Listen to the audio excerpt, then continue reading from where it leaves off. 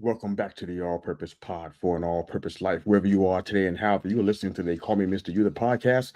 We thank you again for making us a part of your morning, your day, and your week. We're your weekly mirror check before you change the world, baby. You can find us on Facebook, Instagram, YouTube, and of course, to Twitter. Thank you for liking, sharing, and subscribing. Go change the world. You know, there is definitely a theme of fake that's going on around us. I mean, look look everywhere. I'm sure you're sure to find it somewhere. Back in my day, where I come from, there was always a threat of fake jewelry that you had to be careful about when you go to so-called reputable jewelry dealers.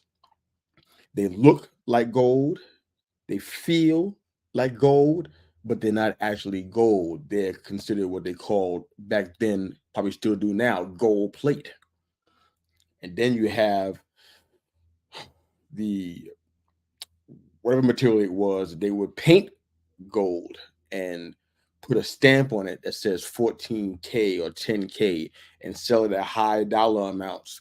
I'm sure that's still going on, and it's not an old methodology by any stretch of the imagination, but it's come to mind now. When I go on social media, even though I have gone through courses and I have credentials as an actual coach, excuse me, life coach, business coach. I have credentials for that. I have degrees and certifications for that. You can go on social media anytime and see an opportunity for a quick fix at a coach who may not be an actual certified coach at all. They just, in their minds, good at giving out advice. That can be considered fake coaching, I guess. And now, even in the realm of food, we're being inundated, and I guess we can thank the government for a lot of that. We're being inundated with fake meat or what they call cloned meat. So it's not really beef or chicken. It's kind of like it looks the same, maybe it even tastes the same, but it's actually not meat at all. And it's already beginning to hit some of the fast food restaurants, from what I'm understanding. There's a definite cry out, at least I hear it in my circles. There's a cry out for the genuine article. You got fake meat, fake jewelry, fake coaching, fake credentials, fake pictures on Instagram standing in front of houses that the people who are pretending to own them because they live in a baller lifestyle don't even own the house or the car they're standing in front of. There's a cry out for the genuine article, but it's all boiling down, in my opinion, to attempts by men to duplicate what is original. And I think a lot about success because everybody is chasing it, everybody wants it, but everybody doesn't know how to get there. What is the definition of success? I've heard from some really successful people that success is doing the little things consistently. I've heard others saying doing what you love and doing it well. I got a different definition a while back that really rocked my world of what success actually is. It came from a very famous person who was connected to one of the most influential families in United States history. They said that success for them was being a good daughter to her parents, to be caring and responsible in her care of them. It was also to be the kind of wife she viewed herself as, and the kind of woman she would personally want as a friend. Is that success in your opinion? She was fixated on living the best life she could, emphasizing things that matter eternally and not just in the moment. Maybe I'm reading too much into that. Maybe her vision, in our opinion, isn't big enough. Maybe since the top is off the genie bottle, she could want more from life. Ask bigger, ask for more. This example came from the wife of John F. Kennedy. Her example is one of the greatest examples of authenticity I can remember. And I believe that if that work she dedicated every day of her life to was judged, it would be judged well. Her service and her efforts were to make the lives of others better, not just have all the things that would constitute a baller lifestyle. There is some of you out there that's so humble. You don't care about the fancy cars and living in a castle or a mansion. You just want some of the nice things in life. You may feel good about yourself because you feel that way. But where and to whom does those desires serve? I talk to people all the time about success. They claim that their entrepreneurial and networking efforts are with the goal of making the world a better place. But when I ask more questions, I find out that they go in to make the world a better place. It's just to make their world, the one that they live in, the bubble they live in, their sphere of influence, a better place, not necessarily the world at large. I realize in these conversations that most people lie about their desires or goals for success. They try to sound humble. They try to make somebody who or the listener believe that their heart is in the right place. But Jeremiah 17:9 teaches us that the heart is deceitfully wicked. Who can know it? What man can understand it or comprehend it? We can't trust our heart or emotions because we'll be let down every single time. I think life has taught us that. They want their world to be better places, but their goal isn't an effort to make the world a better place. Back in the day, excuse me, I wouldn't call myself a jewelry merchant, but I spent a lot of time selling jewelry. My goal was to have a side hustle and make some more money for myself and for my family. Help my mom out because she was working two jobs as well as going to school, trying to put food on the table and make a better life for all of us. For me, I was trying to leverage whatever opportunity I could.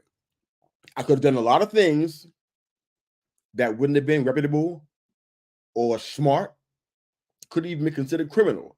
I chose to take a different route, which I credit my mom for, and I definitely credit the Lord most of all for. But I was in the jewelry selling business for many years. I would find gold and silver and I would sell it, resell it, and try to make a profit from it. For the most part, it went fairly well. Uh, but every once in a while, if you don't have the right eye or you don't know what you're looking for or you can't tell the genuine article from what's fake or what's manufactured, you could potentially be in a bad situation where you're selling things that are not good for people. You don't want somebody to come back to you saying, my skin turned green because of the necklace I bought for you that I paid $100 for. That's not a good look. It's really hard to gain customer satisfaction. You got to give them back $100 because their neck turned green or their wrist turned green. That's not a good situation. And it's something I recognize that I've seen happen many times because somebody didn't know what the genuine article from what was fake. They couldn't tell the difference. Even in the world of counterfeit dollar bills or counterfeit bills, anybody who is in charge of discerning between what's counterfeit and what's not, they don't use a counterfeit as a reference. They always use the genuine article to determine what's real and what's not. They measure what's fake against the real thing. They had to be knowledgeable about what's actually the genuine article, what's the real thing. We got so many things that we already talked about, whether it be fake meat, fake jewelry, fake coaching, fake whatever, fake blank. We have to know the genuine article in order to discern it and use it as a barometer against whatever it is that we encounter that may present itself as being real or being genuine or authentic, but it's not. I don't know how a better house, a better car, a nicer boat, a better looking yard makes the world better as a whole. It looks good in somebody else's specific or personal world or sphere of influence, but how is that good for the world? I think we need to really sort of check ourselves and think about who we listen to, what we take in, who we surround ourselves with, who we take advice from, what we sow time and money and resources into, because at the end of the day, what's genuine and what's not is all going to be judged in the same way at the same time. And if I was you, I know for myself personally, I would definitely want to make sure that I invested my life and my time into something that matters, into the genuine article. I care about that kind of stuff when it comes to my service and ministry. I care about that kind of stuff when it comes to this podcast and what I talk about on the air and what goes forth out to the people, to your ears, into your family, into your homes, into your cars. I care about how I invest my time when it comes to being a businessman, an entrepreneur. I care about the products that I stand behind. I care about what I tell people in the form of networking or in the form of any kind of coaching or counseling. I care about them having a genuine article.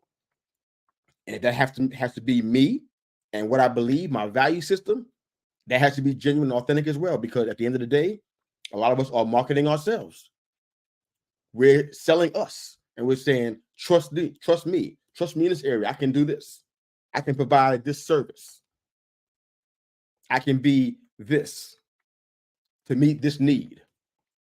We got to be thoughtful about that kind of stuff because there's a lot of fake out here. And I mean a lot of fake. If you teach and guide multiple people how to do the same thing, perhaps through duplication and with an undivided heart, you can plant seeds for a better world. So what am I saying in all of this stuff? There are a lot of fakes out here, and they all purport to be the genuine article. But if you've never seen a genuine article, if you've never been acquainted with it, how would you know?